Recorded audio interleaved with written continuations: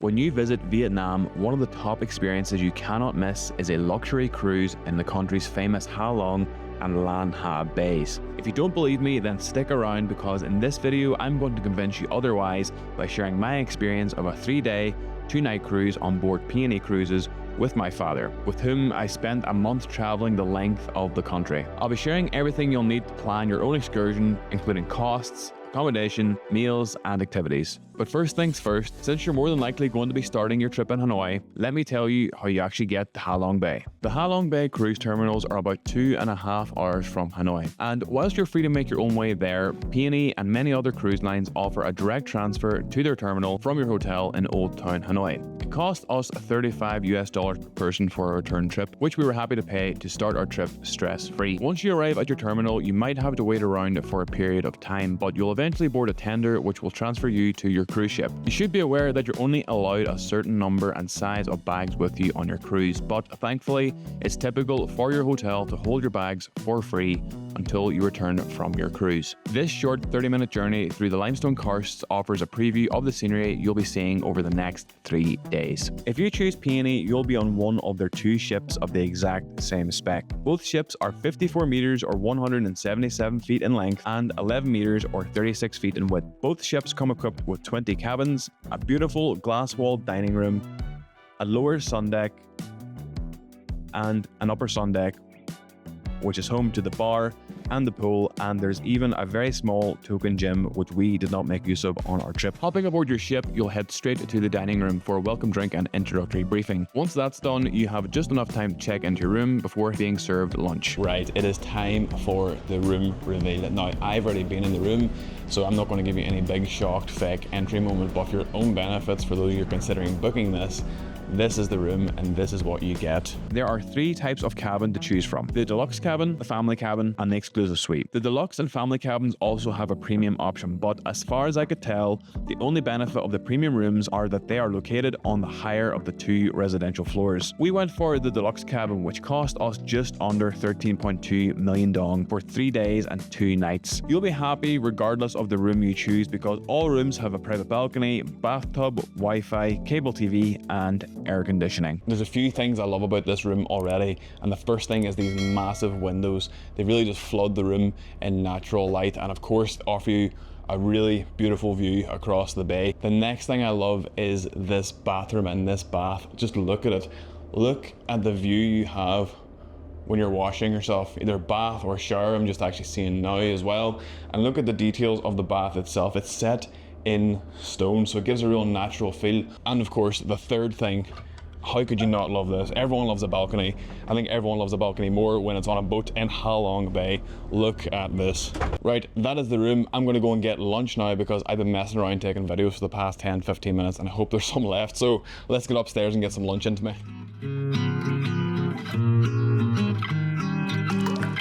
Lunch is served buffet style, and whilst that isn't typically synonymous with luxury, you'll be shocked at the quality and tastiness of the food, as you're offered everything from salad to soup and sushi to oysters. You can eat as much as you like, and of course, it's all included in the price. As far as lunches go, that was very impressive, at least for me. Like the size of the tiger prawns, did you see them? And the oysters we got too. I've never had oysters served as a lunch before, and even if you're not into shrimps or oysters or whatever, there's plenty of fresh salads there and even things like stir-fried chicken and rice. And actually we had sushi as well, and on top of that there was dessert served in the form of little coconut tarts and cake and fresh fruit. Honestly, we've only just arrived in this boat and I'm already blown away. That was the lunch that was served within half an hour of us arriving, and now we've just stopped to get the kayaks off the back of the boat and go on a little kayaking trip for an hour and a half.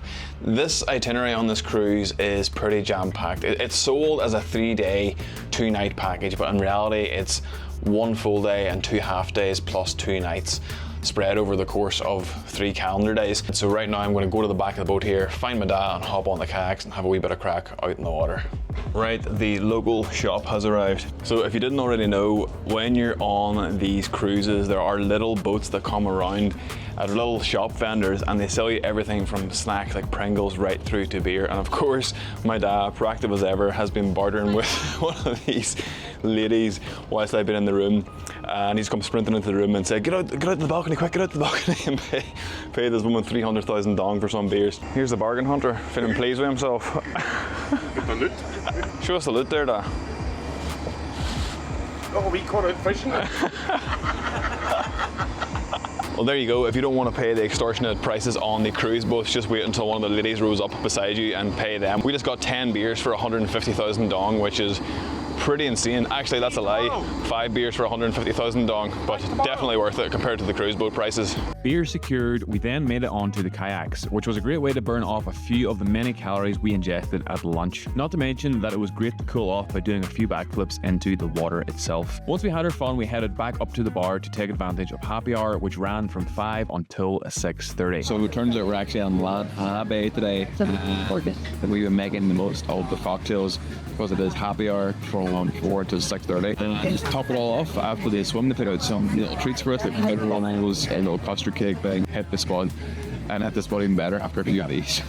At 6 p.m, there's a spring roll cooking class in the bar area. This runs every night of the cruise, so if you miss the first night, you can join in on the second night. Here, the crew show you how to make your own spring rolls step by step. The crew make it look incredibly easy. Dad's turned out alright, but mine was a bit of an abomination. Nevertheless, this was great fun, and it helped set us up for dinner by offsetting some of the delicious cocktails. After eating your spring rolls, there's just enough time to head to your cabin and get ready for dinner, which is served at 7 p.m. Dinner on both nights is served as a set meal, with vegetarian, vegan, halal and kosher options available too. For our first night, we were both served an appetizer of smoked duck breast with vinaigrette green salad and a bowl of pumpkin almond cream soup with crispy French toast. For our mains, we were both served grilled halong sea bass with passion fruit cream sauce and mashed potatoes. Then we were served crispy fried tiger prawns with tamarind sauce, served with nyok bik fried rice. Dessert was a delicious chocolate sauce tiramisu, and honestly, I am not just saying this for the sake of a YouTube video, but dinner was absolutely delectable, with all the food tasting fresh and being prepared and served to a high standard. After dinner, you're treated to some in-house entertainment from one of the chefs who plays a few songs on the traditional Vietnamese flute called the sao. This made for a very relaxing end to the evening. After this, you're free to call it a night, or if the season is right, you can head to the back of the boat where you can do some squid fishing. However, we headed back upstairs to yet again take advantage of another happy hour. That was a pretty successful first night here on the P&E Cruises. Dad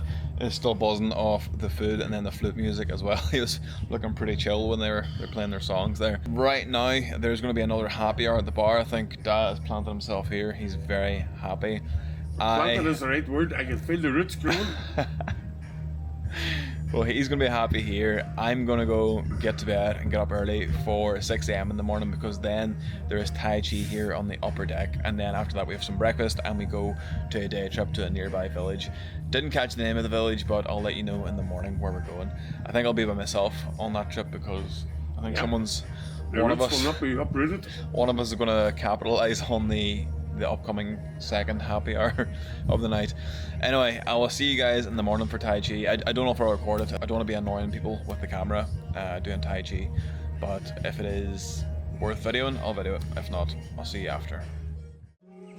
So I did get up for Tai Chi, but I decided against recording it because I felt that would take away from what was supposed to be a very relaxing experience. And it was exactly that, so I can 100% recommend you get up and start your morning right with a bit of Tai Chi, if for no other reason than the fact that you're doing Tai Chi in the beautiful surroundings of Halong Bay. Right, let's go wake the old boy for breakfast. Did somebody capitalize on the happy hour last night? Yeah. And how's somebody feeling now? What if I told you there was breakfast upstairs ready for us?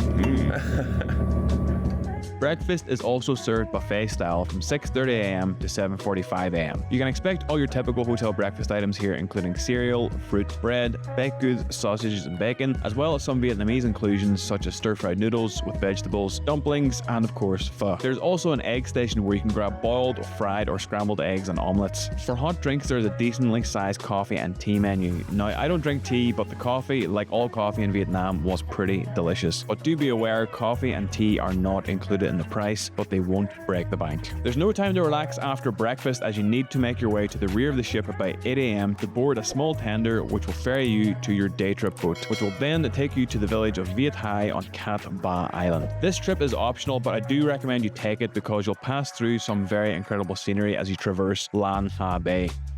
Our trip started with very stormy weather, which made for some very moody and ethereal scenes. Luckily, 2 hours later, the scorching sun broke through right as we were coming into Cat Ba Island. Right, we have now reached Cat Ba Island, and we have two options here. We can get an electric cart around the island, or we can cycle, and if possible, I'm going to be cycling, so let's go find a bike. Bike secured, and we are off. Got a 5-kilometer cycle around or into Cat Ba Island, and it's mostly flat, and I know you might think 5 kilometers is a lot, but on a bicycle, it's really nothing. You can easily cover in about 15-20 minutes, and even then it will be going slow. And as I said, this route is mostly flat apart from one hill. I can't imagine it's going to be very big given the lay of the land here. We're currently riding on a concrete track, but the scenery is absolutely beautiful. We're riding along with limestone cliffs on one side, these lovely greeny aquamarine kind of pools on the left. But this is lovely. Like this, again, you don't get to do this if you stay on your cruise ship, and the cruise ship does not go into the most scenic areas of Ha Long Bay. So do make an effort to come out onto the day boats and the day trips. Oh, here's the hill. Let's find out what it's like. Oh, it's a 10% gradient hill. I don't think I'm going to cycle up this. Thankfully, it's all plain sailing once you clear the little hill. I particularly enjoyed the bike ride because after a 2-hour boat ride, I needed to stretch my legs and get some fresh air. At the end of your 5-kilometer cycle, you'll enter Viet Hai Commune, where your tour guide will seat you and show you your cruising route on a giant map before explaining the history of Cat Ba Island and the village itself. But the best part about all this is at the end, you're presented with several jars of rice wine. And after a group toast and drink, you're allowed to sample from all of them, and you best believe I did exactly that. If you're wondering how potent it is, check out my reaction to a sniff test. Right, we're trying some wild honey. I think it's rice wine. Let's give it a go. Ooh, it's like a very, very weak poaching, but more flavour to it and not as burning on the throat. Not bad. You're then taken around the village, where you get to see traditional Vietnamese architecture through several preserved homes made from mud and straw. Your guide talks you through traditional Vietnamese life inside of one of these homes, which often had 0 walls but housed 5 or more people in a family. You're then given a bit of free time, and I suggest you use this to find and try the infamous snake rice wine. Yes, that's a real snake, and yes, it's absolute rocket fuel. After a bit more free time, you're back on the bike, ready to go back to the boat for your lunch. Do you know what? I'm actually glad I came on this day trip. It has been a very, very nice day out. First of all, cruising through Ha Long Bay, and then secondly, coming to Cat Ba Island on this bike. And then thirdly, learning about the village itself and the traditional way of living and how Cat Ba developed from what it was to what it is today. Very cool.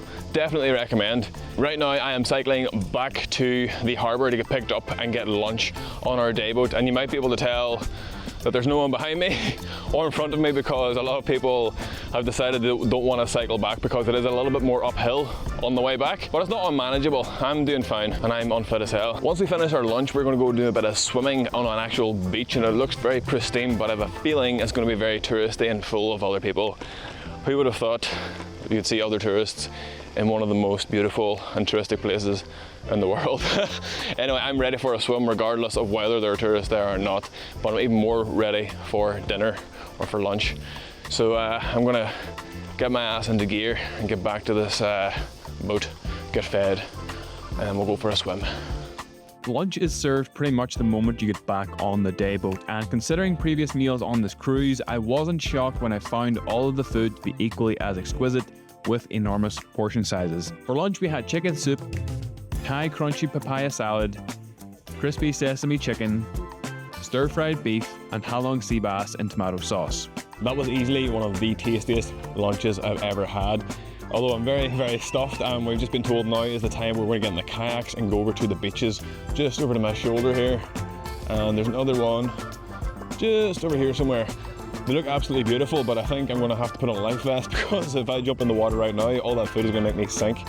But yeah, let's get in the kayak and go explore these beaches. The day boat had dropped anchor off an islet called Ba Tri Dao, and the only way to access the hard to cycle beaches with their clear waters and golden sands was to make a 5-minute journey by kayak. There are 2 beaches you can visit in that time. They're both equally as beautiful, so I recommend picking one and setting up shop there because the boat only stops for a single hour, so you want to maximize your time to relax and swim. There is no escape from the relentless sun here, so for me and my pasty Irish skin, 1 hour was plenty. That was an action-packed little day. It started with Tai Chi this morning at 6, and then we went to for the day trip at 8 a.m. So there's not much time in between those activities, plus to get breakfast fitted in too. But I do recommend you do your day trips and take advantage of every activity they put on because you are paying for all the activities on your cruise. And speaking of activities, it is now happy hour, so I'm going to get myself topside and watch the sunset with a nice cocktail and with my dad and catch up with him. So I'll see you up there. This is the life, eh? Chilling with an old-fashioned sunset on a cruise ship in Ha Long Bay in Vietnam with my old dad. Most romantic trip we've ever been on, Dad, eh? From here, the format of the night is the same as the first night, where at 6 p.m. you're given another cooking demonstration, and if you made spring rolls the first night, on the second night you'll be making summer rolls. Then, after a few more cocktails, in my case old fashions, it's time for dinner. Those whiskey old fashions are fair hitting tonight. Anyway, it's time for our last dinner on the P&E cruise here, and I cannot wait to see what the menu holds this evening. For our final meal, we would once again experience service and food of the highest caliber, where, for starters, we were served a mango and prawn salad with Tabasco sauce and an abalone and shiitake mushroom soup. Our main consisted of calamari rolled in rice paper with a sweet sauce and Vietnamese grilled chicken with fragrant rice and fried vegetables. And for our final dessert, we were served a delicious passion fruit cheesecake. Other than the special congratulatory ceremony performed by the crew for a newlywed couple, there was no entertainment on our second night. Needless to say, we saw in our final night with all the entertainment we would ever need on the upper deck, under the stars, and at the wide end of a cocktail glass.